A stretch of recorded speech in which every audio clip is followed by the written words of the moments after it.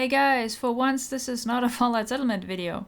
I've been playing a lot of Enshrouded, but hadn't gotten around to recording my two bases until now.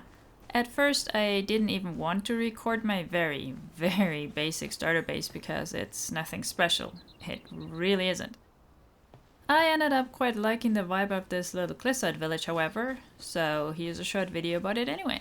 It took me about 70 hours to unlock all building blocks and decorations, minus the new stuff from the Hollowed Halls update.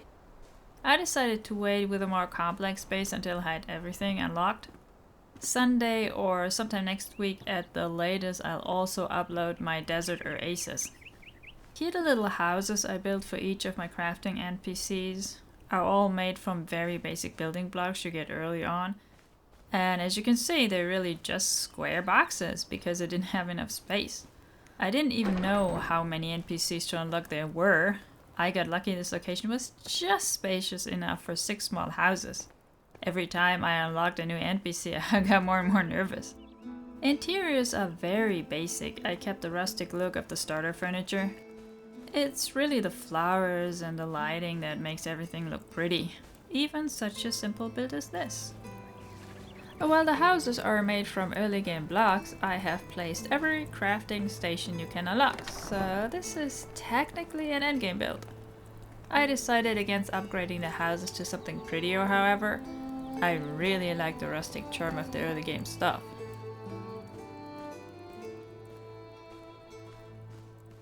I enjoy the view of this location below the first spire so much. I just wish the draw distance was higher quality. Pop-in of distant objects is really bad too, but it's the same in No Man's Sky, so I guess it can't be helped. It's a super pretty game in any case, and I adore the art style. I had a lot of fun gathering resources and upgrading my gear and my base. Enshrouded is my first early access game, by the way. I used to have a no early access policy, because I work with unfinished games for a living, localizing them. I want a finished, mostly bug-free experience in my free time. And it never made sense to me to play an inferior version. But after seeing all these amazing build showcases on YouTube, I got super excited. Triggered my base building itch really hard. So I made an exception and I couldn't have been happier. It doesn't even feel like an unfinished game to me if you ignore that like half of the map is still missing. In its current state, there is already more to do than in some finished games at twice the price. Base building is already great, but of course it will get even better, so early access technically still doesn't make sense to me. On the other hand, I am excited to see this game grow. The devs seem very passionate. I hope they'll keep improving the game, adding features like Hello Games did with No Man's Sky. The game has so much potential. Everything on their roadmap sounds great. Oh yeah, that's a little design flaw I can't get out of the Hunter set from this side. I didn't even notice until I recorded this video, to be honest. I always entered from the other side, which is fine. The amount of flowers, veggies and shrubs you can plant is awesome. I really like this little corner here, next to the pretty flintstone deposit. Really pretty. One thing I really appreciate about this game is how relaxed it is. The survival mechanics are super casual. I don't have to eat, food is just a buff, it's awesome. So I can just spend hours working on my base without having to worry about starving or getting raided. That was one thing that annoyed me about Subnautica. I constantly had to stop what I was doing to eat and drink, and when you're building a big base it gets really annoying. Yeah, okay, the mage tower is a rotten place made out of mycelium blocks, but it was the best option in the game.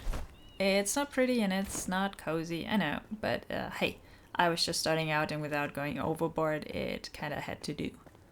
The new NPC from the Hollowed Halls is just parked there, to be honest. I had no space to build him his own place. Probably should have removed him from this base. Broke my one house for each NPC theme there, but oh well.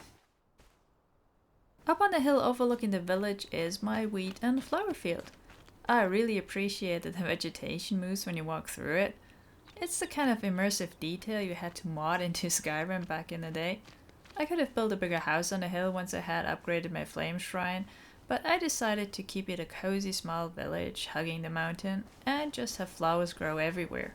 I unlocked the apiaries really late when I barely had any use for farming honey anymore, but overall the pace at which you unlock new stuff to make your life easier is really satisfying. Subnautica had survival and story progression down to an art form. It was my first survival game. Enshrouded is way more relaxed and like I said, it's perfect for me that way. I hope they don't add base rates or make them optional. One thing I hope the devs improve upon is the lore of the world. It's very basic. You can find a lot of notes that tell you little stories, but the whole premise is so basic it doesn't feel like a real world, if you know what I mean. The world is fun to explore, but the storytelling is shallow. Something Enshrouded has in common with No Man's Sky. It's a minor gripe though. I had a lot of fun, it's a really addictive game. Thanks for checking out my little cliff village, guys. My second video will feature a more elaborate build.